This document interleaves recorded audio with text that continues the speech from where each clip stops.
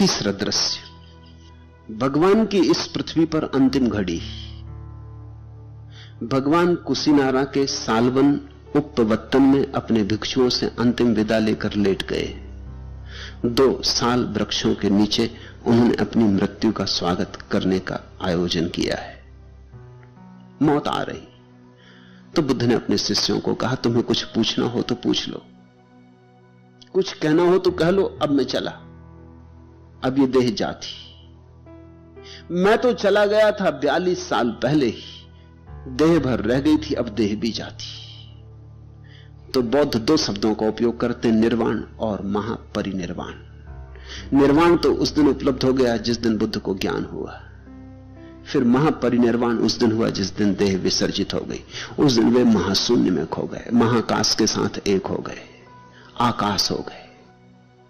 तो भिक्षु क्या पूछते? बुद्ध ने इतना तो कहा, वही कहां सुना।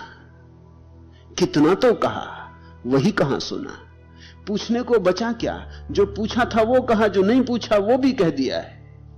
बुद्ध ने तो खुद लुटाया, 42 साल सुबह से सांझ तक लुटाते ही रहे। जो कहा है वो भी समझ में नहीं आया, अब और पूछने को क्या है? तो भिक्षु तो चुप रह गए। उन्होंने कहा, पूछने को भगवान क्या है, बस आपका आशीष। ऐसा बुद्ध ने 3 बार पूछा। ऐसी उनकी आदत थी कि शायद किसी को याद पड़ जाए, शायद किसी को ख्याल आ जाए, फिर ऐसा ना हो कि मैं जा चुका हूं और मन में एक खटक रह जाए कि पूछना था नहीं पूछ पाए, अब किससे पूछे, अब कौन उत्तर देगा? तो बुद्ध ने 3 बार पूछा। 3 बार भिक्षुओं ने स्वीकृति दी कि हमें कुछ पूछना नहीं, आपने हमें जितना देना चाहिए उससे ज्यादा दे दिया, हम उसका उपयोग कर लें, रत्ती भर भी उपयोग कर लें तो पर्याप्त है। तो फिर बुद्ध 2 साल वृक्षों के मध्य में, आनंद ने उनकी सया तैयार कर दी, उस पर लेट गए और धीरे धीरे वो अपनी देह से मुक्त होने लगे। तभी सुभद्र नाम का एक व्यक्ति गांव से भागा हुआ आया। उसे खबर मिली, वो एक दुकानदार था, उसे खबर मिली कि बुद्ध का आखिरी दिन, तो वो घबरा गया। 30 साल में बुद्ध अनेक बार उसके गांव से निकले, कहते हैं करीब 30 बार उसके गांव से निकले। वो गांव उनके मार्ग में पड़ता था और 30 साल में उसने अनेक बार सोचा कि बुद्ध को सुनने जाना है, लेकिन कभी कोई बाधा आ गई, कभी कोई बाधा आ गई। तुम तो जानते हो कितनी बाधाएं आती। कभी पत्नी बीमार हो गई, अब पत्नियों का क्या भरोसा, कब बीमार हो जाए, और ऐसे मौके पर जरूर बीमार हो जाए। कभी बेटी घर आ गई, कभी बेटे से झगड़ा हो गया, कभी मेहमान आ गए, कभी दुकान पर ग्राहक ज्यादा, कभी काम का बोझ आ गया, कभी कुछ।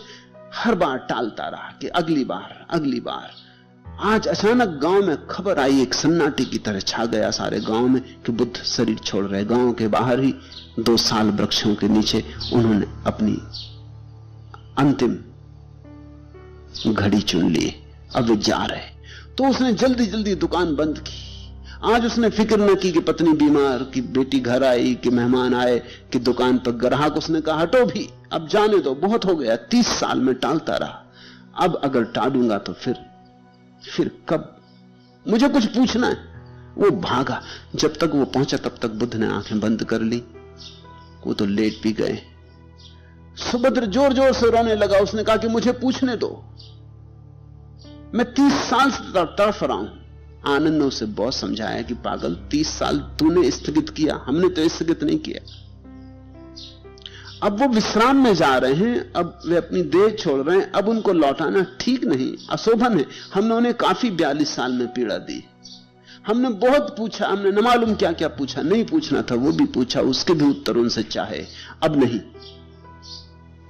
लेकिन कहते हैं भगवान ने सुभद्र की और आनंद की बातें सुन के आंख खोल दी और उन्होंने कहा कि नहीं आनंद, रोको मत, उसे आने दो, अभी मैं जिंदा हूं, नहीं तो ये एक दोष रह जाएगा। सुभद्र सदा के लिए मुझे दोषी देगा, ठहराएगा कि मैं पूछने गया था भगवान के द्वार से बिना पूछे आ गया, इसे पूछ लेने दो।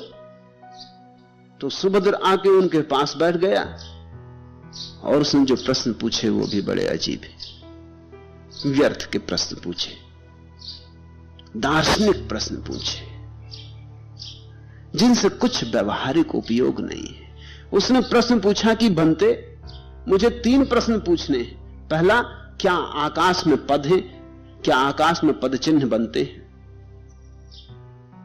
दूसरा, क्या बाहर श्रवण है? और तीसरा, क्या संस्कार शाश्वत है? अब इनका कोई मूल्य नहीं है, इनको जान लेने से भी क्या होगा। ये हवाई बातें पूछी। तुम कभी बुद्ध पुरुषों के पास भी जाते हो, तुम मूढ़तापूर्ण प्रश्न पूछते हो। जिनको तुम बड़ी आध्यात्मिक बातें कहते हो, वो अक्सर मूढ़तापूर्ण बातें। मेरे पास कोई आ जाता, वो कहता है कि भगवान ने संसार बनाया या नहीं। क्या मतलब है? क्या फर्क पड़ेगा? बनाया तो तुम ऐसी जियोगे, नहीं बनाया तो तुम ऐसी जियोगे। तुम्हारे जीने में कुछ फर्क पड़े ऐसी बात पूछो। आदमी मरने के बाद बचता या नहीं, क्या फर्क पड़ेगा? अभी तुम जैसे हो यहीं भीतर डुबकी लगाने की कोई बात पूछो तो शायद तुम्हें पता चल जाए, उसका भी जो बचेगा पहचान हो जाए। मगर नहीं, इसमें उत्सुकता नहीं, ध्यान में उत्सुकता नहीं, योग में उत्सुकता नहीं। हवाई बातें, एब्स्ट्रैक्ट, जिनका कोई मूल्य नहीं है। उस आदमी ने क्या प्रश्न पूछे? भंते, क्या आकाश में पद है? बाहर श्रवण है? क्या संस्कार शाश्वत है? उसको भी उत्तर भगवान ने दिया। साधारणता वो इस तरह की बातों के उत्तर नहीं देते थे, लेकिन ये अंतिम जिज्ञासु था और इसे इंकार करना ठीक नहीं था। ये अंतिम 2 सूत्र सुभद्र को उत्तर में दिए गए सूत्र हैं। आकाशे चापदम नत्थि समणो नत्थि बाहिरे पपंच भरिता पजा निपंच तथागता निप्रपंचा तथागता आकाशे चा पदम नत्थि समणो नत्थि बाहिरे संखारा ससतता नत्थि नत्थि बुद्धान मिंजितम। आकाश में पथ नहीं होता, कोई पद चिन्ह नहीं बनते। बाहर में बुद्ध शासन से बाहर श्रवण नहीं होता। लोग प्रपंच में लगे रहते हैं, लेकिन तथागत प्रपंच रहित है। आकाश में पथ नहीं होता, पद चिन्ह नहीं बनते, बाहर में श्रवण नहीं होता, संस्कार शाश्वत नहीं होते हैं और बुद्धों का इंगित अता पता नहीं होता है। बुद्ध ने कहा आकाश में कोई पद चिन्ह नहीं बनते। पूछने वाले ने तो व्यर्थ की बात पूछी थी, पूछने वालों को तो इससे कुछ सार ना था, लेकिन बुद्ध ने जो उत्तर दिया वो बड़ा सार्थक है। तुम भी बहुत बार प्रश्न पूछते हो जो व्यर्थ होते, जिनसे तुम्हें कोई लाभ नहीं होने वाला। इसलिए कई बार तुम्हें ऐसा भी लगता होगा कि मैं जो उत्तर देता हूं वो शायद ठीक ठीक तुम्हारे प्रश्न का उत्तर नहीं, क्योंकि मैं उत्तर तुम्हें वही देता हूं जिससे तुम्हें कुछ लाभ हो सके। तुम्हें तो क्षमा किया जा सकता है गलत प्रश्न पूछने के लिए, मुझे क्षमा नहीं किया जा सकता गलत उत्तर देने के लिए। तुम कुछ भी पूछो, मैं तुम्हें वही उत्तर देता हूं जिसका कोई परिणाम हो सके, जिससे तुम्हारे जीवन में कोई रूपांतरण हो सके। मैं तुम्हारे गलत प्रश्न से भी कुछ खोज लेता हूं जिसका ठीक उत्तर हो सके। उसने जो पूछा था वो व्यर्थ की बात थी, उसका कोई मूल्य नहीं था, लेकिन बुद्ध ने उसमें मूल्य डाल दिया।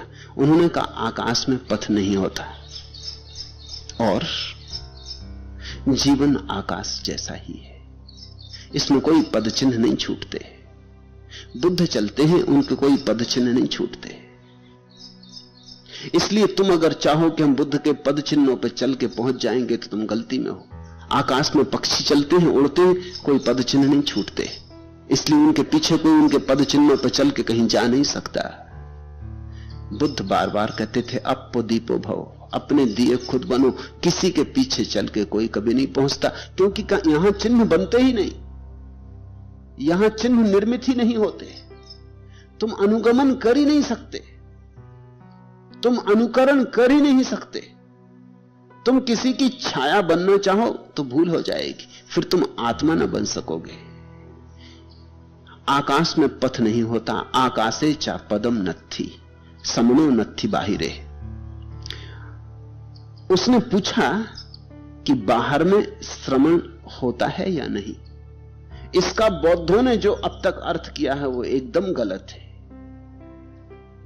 बौद्ध इसका अर्थ करते हैं कि उसने पूछा कि भगवान के संघ के बाहर कोई आदमी समाधि को उपलब्ध होता है, श्रमण होता है। और बौद्ध शायद उसने ये पूछा भी हो, हम उसको क्षमा कर सकते हैं, वो अज्ञानी आदमी हो सकता है, पूछा हो उसने कि आपके संघ के बाहर कोई ज्ञान को उपलब्ध होता है? आपके संघ के बाहर, आपके भिक्षुओं के बाहर कोई समाधि को उपलब्ध होता है? हो सकता है पूछने वाले ने यही पूछा हो, लेकिन बुद्ध तो इस तरह का उत्तर नहीं दे सकते कि बाहर में, बुद्ध शासन से बाहर श्रमण नहीं होता। यह बात गलत है, ये तो बुद्ध कतई नहीं कह सकते। फिर बुद्ध का क्या अर्थ होगा? सूत्र सीधा साफ है, उसके अर्थ भी खूब बिगाड़े गए। आकाशे चा पदम नत्थि, आकाश में पद चिन्ह नहीं बनते। समणो नत्थि बाहिरे, बाहर श्रमण नहीं होता। अब इसका अर्थ जो मैं करता हूं वो ये है कि जो बहिर्मुखी है वो श्रमण नहीं होता। जो बाहर दौड़ रहा है, बाहर की तरफ जा रहा है, वो कभी ज्ञान को उपलब्ध नहीं होता। जिसकी यात्रा अंतर्मुखी है वही ज्ञान को उपलब्ध होता है। समणो नत्थि बाहिरे, जो बहिर्मुखी है, एक्सट्रोवर्ट है, वो कभी ज्ञान को उपलब्ध नहीं होता। ये मेरा अर्थ है। बौद्धों का तो अब तक का अर्थ यही रहा है कि बुद्ध शासन के बाहर कोई ज्ञान को उपलब्ध नहीं होता। ये बात तो बड़ी ओछी। फिर महावीर ज्ञान को उपलब्ध नहीं होते, फिर कृष्ण ज्ञान को उपलब्ध नहीं होते, फिर क्राइस्ट, मोहम्मद, जरथुस्त्र ज्ञान को उपलब्ध नहीं होते। फिर तो यह बड़ी संकीर्ण बात हो जाएगी। बुद्ध ऐसा वचन बोलेंगे, यह असंभव है। इसलिए मैं इस अर्थ को इंकार करता हूं। मैं अर्थ करता हूं समणो नत्थि बाहिरे, बाहर घूमती चेतना, बाहर बाहर जाती चेतना कभी ज्ञान को उपलब्ध नहीं होती। अंतर यात्रा पर जो जाता है वही ज्ञान को उपलब्ध होता, वही श्रमण, वही समाधि को पाता है। लोग प्रपंच में लगे रहते हैं और जो ज्ञान को उपलब्ध हो गया वो प्रपंच रहित हो जाता है। आकाश में पथ नहीं, आकाशे चा पदम नत्थि समणो नत्थि बाहिरे, संखारा ससस्ता नत्थि। संस्कार का अर्थ होता है हमारे ऊपर जो जो प्रभाव पड़े, संस्कार, कंडीशनिंग। उस आदमी ने पूछा है क्या संस्कार शाश्वत होते हैं? जो हम पर प्रभाव पड़े वो सदा रहने वाले? बुद्ध कहते हैं नहीं, जो भी प्रभाव है वो पानी पर खींचे गए प्रभाव। जैसे पानी पर कोई लकीरें खींच दे, वो खींचते खींचते मिट जाती, या कोई रेत पर लकीरें खींच देता, थोड़ी देर टिकती, फिर हवा आती तब मिट जाती। तुम कहोगे कोई पत्थर पर लकीरें खींचते, वो भी समय आने पर मिट जाती। कोई लोहे पर लकीरें खींच दे, वो भी एक दिन समय आने पर मिट जाती। कोई हीरे पर लकीरें खींच दे तो शायद करोड़ों वर्ष रहें, लेकिन वो भी समय आने पर मिट जाती। कोई संस्कार शाश्वत नहीं।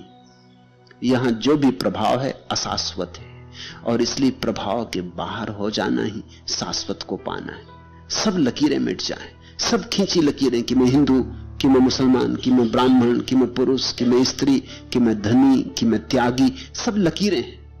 सब लकीरें जब मिट जाएं, जब कोरा कागज तुम्हारे भीतर हो जाए, प्रपंच रहित, कोई उपद्रव तुम्हारे भीतर न रह जाए, शून्य विराजमान हो जाए। संखारा ससस्ता नत्थि नत्थि बुद्धान मिंचितम।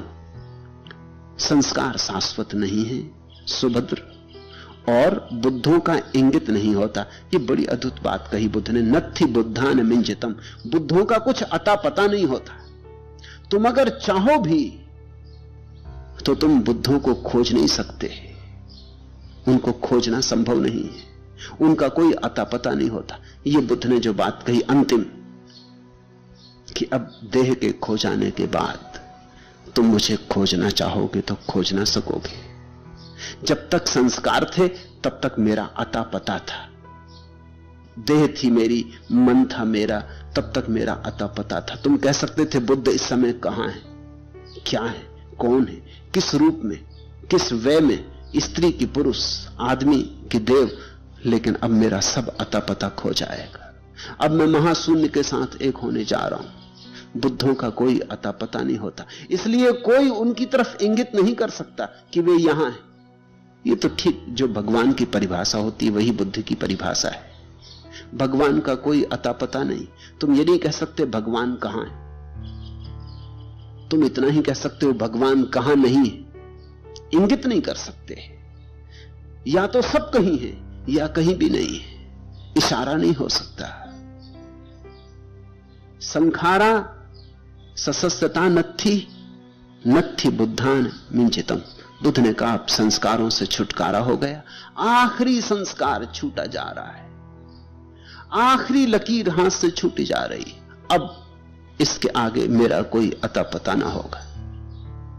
मैं महाशून्य में जा रहा हूं, मैं उस आकाश में जा रहा हूं जहां कोई पद चिन्ह नहीं होते। मैं उस अंतर आकाश में जा रहा हूं जहां बुद्धत्व फलता है, केवल जहां बुद्धत्व फलता है। मैं उस अंतर यात्रा का आखिरी कदम उठा रहा हूं और अब तुम मुझे खोज ना सकोगे, इसके बाद तुम मुझे खोज ना सकोगे। यही भगवत्ता की परिभाषा है। आदमी को खोज सकते हो, पशु पक्षी को खोज सकते हो, सीमा है तो खोज सकते हो। जब असीम हो गया तो फिर कैसे खोजोगे? फिर असीम की क्या खोज का कोई उपाय नहीं उपाय है तुम भी असीम हो जाओ। बूंद अगर सागर को पाना चाहे तो एक ही उपाय है कि सागर में डूब जाए और एक हो जाए। फिर बुद्ध को बाहर नहीं खोजा जा सकता। फिर तो तुम जब बुद्धत्व को उपलब्ध होगे तभी खोज पाओगे।